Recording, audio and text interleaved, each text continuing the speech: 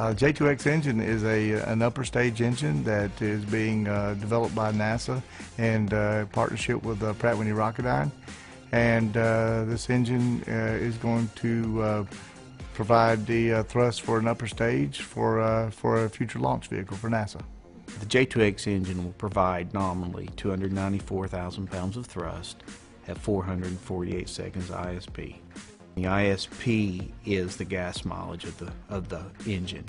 It's what gives it the efficiency to be an upper stage engine. I like to think of first stage engines as being what I would call big diesel trucks, power. And upper stage engines being more gas mileage, the car that can go the longest on one fill of gas. It's designed to get you initially into orbit with a heavy mass, and then it's also designed to then fire you again away from Earth orbit, going either to Mars, Moon, or some other near-Earth object.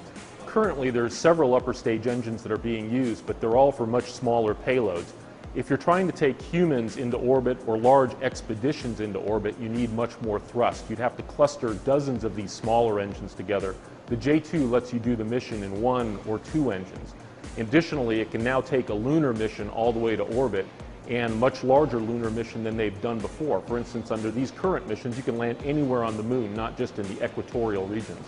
It's important to have that kind of flexibility, to have enough thrust to be able to do the things you need to do while still beholden to Earth's gravity, and also to be able to be flexible enough to do other jobs as well. It's a nice sweet spot of thrust and performance that goes well with several different launch vehicles. The J2X is really building on the heritage of our J2 engine, which is the only upper stage engine that took the man to the moon on the Apollo program back in the 60s. So we're building on that heritage. We're developing new engineering techniques, new design techniques, new manufacturing techniques, working with outside vendors on castings and forgings to develop the engine to get a little bit more thrust and a little bit more ISP or gas mileage out of the engine. The J2X has a lot of additional features the original didn't have. First of all, we've upgraded all of the electronics. The prior J2 had 2nd-generation electronics, and we've gone to all solid state, best there is out there right now, rated for space flight. Additionally, we've eliminated all the materials that you can't handle anymore, like the berylliums and the things you don't want to do. And we've gone to the latest generation of design practices and bonding processes so that the workmanship is a much higher level than was ever attainable in the old J2. Well, the design phase is finished, and so now we are in full-scale manufacturing of all of our development engines to allow us to finish our development program. We're currently in the throes of trying to really get a lot of hardware through the shop to meet this early test date. We have daily telecons in which we discuss the next operations on the critical path parts. At Rocketdyne, they have stand-up meetings every morning with the machinists before they start operations. It's a really diligent effort right now because we have pretty much every major component of the combustion devices is at one point in fabrication at this point.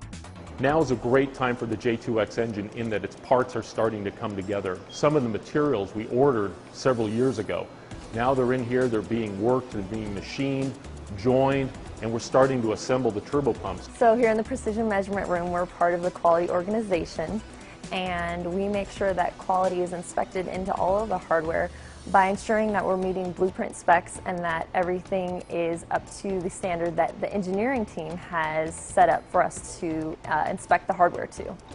We have 9 engines that we expect to build, and we are very, very near completion of engine 10001, which is our first engine. We're seeing a lot of the hardware come into our room, and we're making every effort to get that hardware in and out as quickly as possible. And our goal is to have all that hardware assembled, and we're making good progress here in our room in helping those efforts. The initial J2X engine 10001 will be ready for test early in calendar 2011, and that testing will really give us an idea whether we've nailed the design. The manufacturing processes are now being developed on this first engine, and we're proofing these things out, making sure the tapes are correct in the machining, making sure the weld parameters are right, making sure that the assembly sequences are perfect for the upcoming engines. So it's always hard to get that first engine put together. But once we have this put together, we'll put in a bunch of improvements, and the following engines will go together much more easily.